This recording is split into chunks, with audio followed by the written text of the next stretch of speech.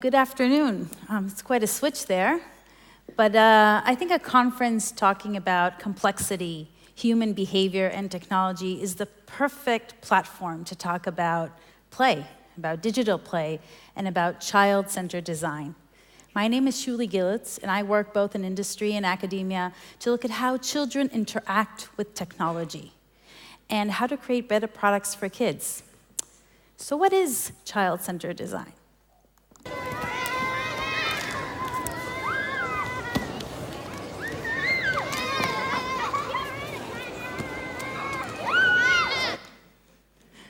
So that's one example. So this is a clip taken at a mall in Barcelona, where there's a projected playground in the center of the mall, so while the parents shop, the kids can play.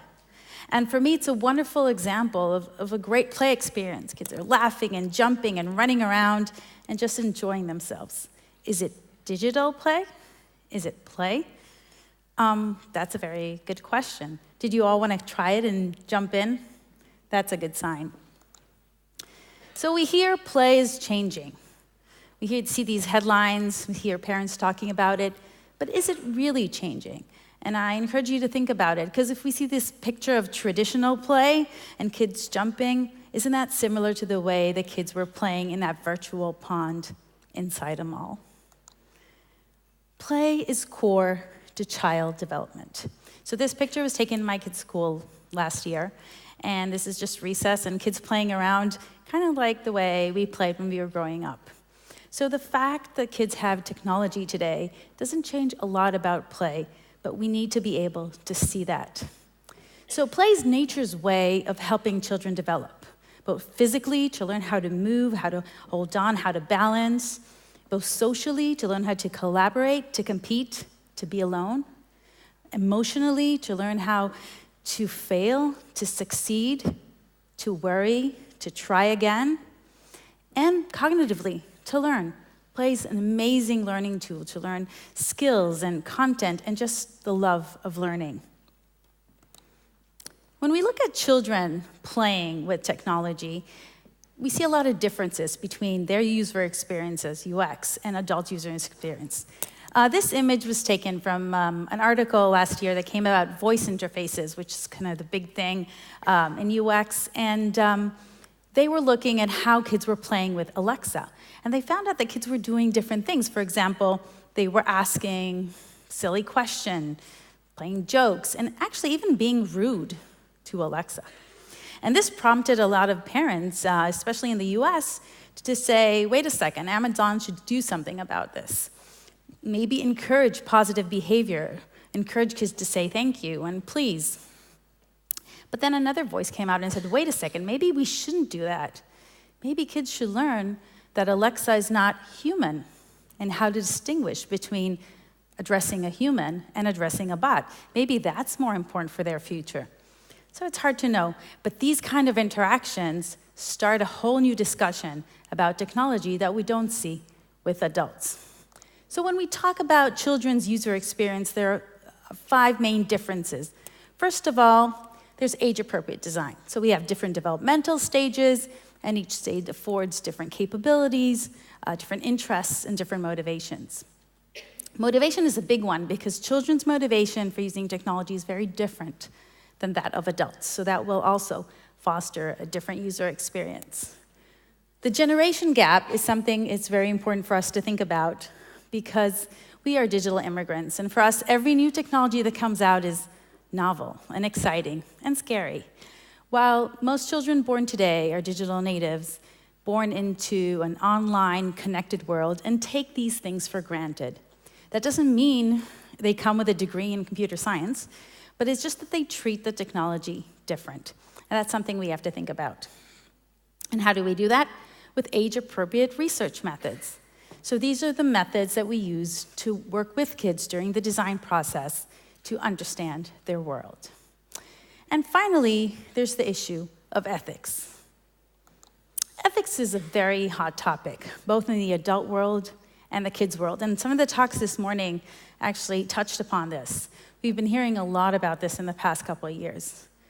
And when we talk about children, we understand it's even more critical because their whole future can be determined by a few little things that can happen now in their interaction with digital interfaces.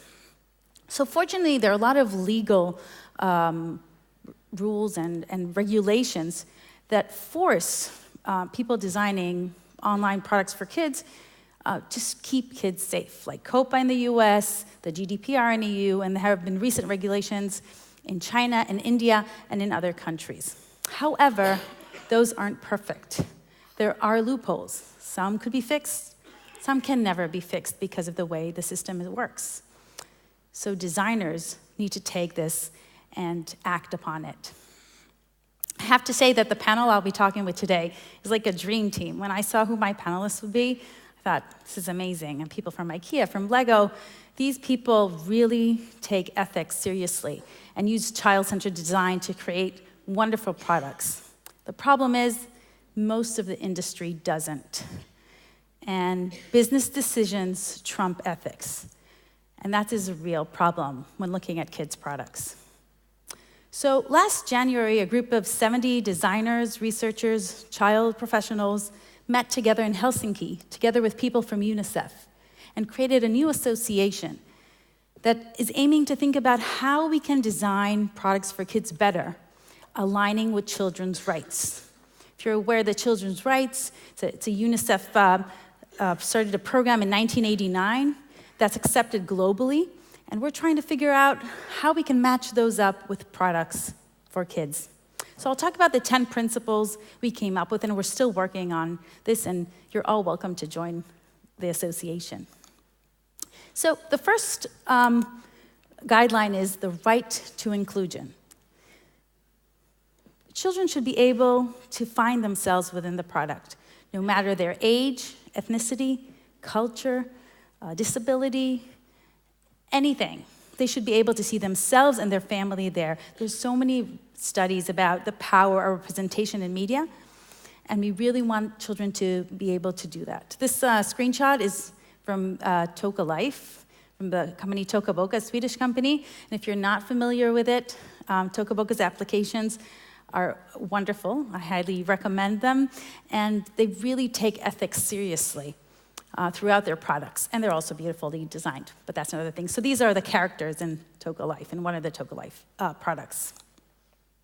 So the second right is the right to development.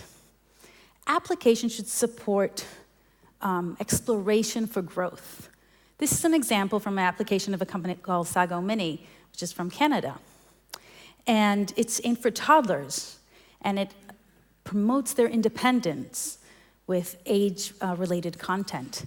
So it really lets toddlers play on their own in topics that are interesting to them. The next guideline is the right to participation. Children should be able to participate both in the design process and the product itself. We have two great examples here. One you may be familiar with, the cat over there, is the Scratch cat. Scratch is a visual programming language for kids developed by the MIT Media Lab. And it allows kids to create their own games. But not only kids are creators and not only consumers, but they can post the game online for other kids all over the world to play with. So we're creating this whole big community of participation.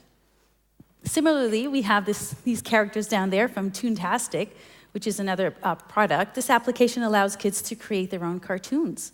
They use their own drawings, and they add sound and music, and they can also publish and share their cartoons with other children. The right to protection. So ideally, when we make products for kids, we make them safe. Kids have to know they're protected when they're playing a game, an application, or go on a website the same way they would be in a playground. Somebody thought about how to make it a safe environment for them. However, sometimes you can't account for everything. So we have to allow for kids to know what to do when something happens where they don't feel safe. And this is a great example from Club Penguin, even though Club Penguin has changed recently, where you can report a penguin or another player that's not acting in a good way. So if another penguin is saying bad words, asking you for personal information, being rude or mean, and has a bad penguin name, and you know what that means, then you can report them. You see there's a little icon, and you report them. And that goes over to a moderator, a human, which looks at everything that happened, and if they find it true, they ban that player. And if they find that this was a false report, you may be banned. So this allows kids to feel safer because they know that if something bad happens, there's something they can do about it. The right for privacy. So we understand the importance of privacy online, and we're all kind of thinking about how we can promote that, from the digital footprint to people abusing children's private information. And children don't always understand what it means, private information. What information should I give and what information can't I give? So Lego Life is Lego's social and application for children where they can share their pictures of their Lego creations. And they solve this in a very nice way. So first of all, when you look at your user profile, your avatar, you can't put pictures of yourself. They're all only minifigs, Lego minifigs, where you can kind of personalize them to look whatever you want. So nobody can see who you are or get any of your personal details. Also, when children want to communicate with each other and chat, you can do that only with Lego emojis. So there's no letters or words, so you can't give out your address, your age, or any other private information you may give. So this is a great way to solve it, and children really enjoy using this app. The right to leisure and play. So with all these issues of privacy and development, play for the sake of play is really important. Just having that time to chill, to enjoy, to delight with all the different play patterns, and you'll hear more about later in the talks. So to have apps that offer good play, beautiful, just time to take off is great. And this is just one example. Of course, there are plenty of those. Monument Valley is a beautiful play experience for kids and adults with nice characters, the stories, no spoilers, but there's a girl and there's her mother, and without getting into it, you should try it. So the right to a community, and we're at number 7 now. We have this stereotype of a child sitting in front of a computer, isolated from the world, his eyes only on the screen. But if you ever watch kids when they use technology, you know it's exactly the opposite of what happens there. So most of the time, kids play with their friends, either with their friends next to them or with their friends online. So design for multiplayer experiences. It could be your friends, it could be your siblings, it could be your cousin living in a different city, it could be your grandma who likes to play with you and build a garden online. But incorporate that in the play, whether competitive or collaborative. Have kids build a community. And the example here is from Minecraft, which is obviously an incredible community. And for whoever hasn't tried it, I highly recommend it, where kids build virtual cities and worlds with their friends online. Oh, and also there are monsters, but that's a whole other thing. So the right to my information. Going back to privacy by design principles, we know that we must use only the minimal amount of information, and companies today aren't allowed to gather information of children. But in case they do collect this information, children should know about it.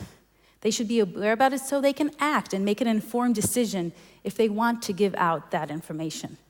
So actually, I have an example from companies not for kids, but they have a nice solution, and it's something that kids use a lot, and this is Snapchat. So this is my Snapchat account. I'm not that active, but it's good to show you the example. So the whole idea of Snapchat was you post something and it disappears after 24 hours. And that's how you can post tons of stuff and it disappears. But of course, for every idea, there's a hack. And people would hack that and then take a screen capture of your post, and that way they can keep it forever and they can forward it. So whatever private information you posted there could be widely spread. So what Snapchat did, and I'll show you here, I'm talking to my friend Adi, and I sent her a personal message. It's a picture, my dog and me. And she responded saying something. And when she responded, I took a screen capture of her response. And this is the message she got. Snapchat tells you when somebody takes a screen capture of your posts. So they can't prevent it because it's a technical thing from the actual device, but they can let you know. And that's important. Kids need to know someone just took a screenshot of what you did. Your private information is not yours privately anymore. And that's very, very important. So the right to healthy life. I could talk about this for a long time, a whole other talk. But there are two things I want to talk about in healthy life. First of all, the idea to go outside, to enjoy the outdoors. And the second, physical activity.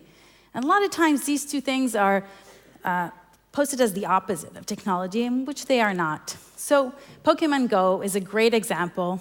I mean, 2 years ago, everybody was walking around in the streets looking for Pokemons. And what Pokemon Go was able to do was actually get kids to convince their parents to walk in the neighborhood on their own, which is a big deal these days. And they were outside. And the other picture here is from Just Dance, which is a wonderful gaming, console gaming game, where whole families can dance together, sweat up, sing, have fun, and move and be very physically active indoors. If it's raining outside, if it's dark, or if you just want to hang out. Our last principle is the right to be heard. So children should be heard in the design process and in the products themselves. This is an example of a product that's not for kids per se, but it's about kids. So Common Sense Media is an American company that has a recommendation service. So parents, if they want to find out if a video game is too violent, if a movie is age appropriate, they can go on their website and put in the name of the product and get a response and hear more about that particular product. So you get an expert review saying, oh, this book is for age blah, blah, blah, it contains all this stuff. And then you get a parental review, what parents thought about it, and then you get a kid's review. And it's really neat because you can compare the different reviews. So let's say experts would say, this is for age 10 and above, and the parents would be like, 9, 10, sort of. And then the kids would be like, this is for 8. And they explain why. So it's really informative to learn and hear their voice and their opinions about it. So childhood keeps changing. Childhood today does not look like our childhood, and it will keep on changing. I don't know how. So how do we know if kids are playing, if they're having a good time, if they're safe? We have to talk to them. Anybody who's working with kids or designing for kids must play with kids, sit with them, talk to them, get to know them. That is the only way you can have true child-centered design. So child-centered design, let me sum it up. We have play, not digital play, but just play the way kids see it. We have a unique UX, a user experience that's different qualitatively from adults' user experience. We have children's rights, which we try to adhere to in the 10 principles of design. And we involve kids before, during, and after the design process. You should play too. It's important for you too, but that's a whole other talk. Thank you.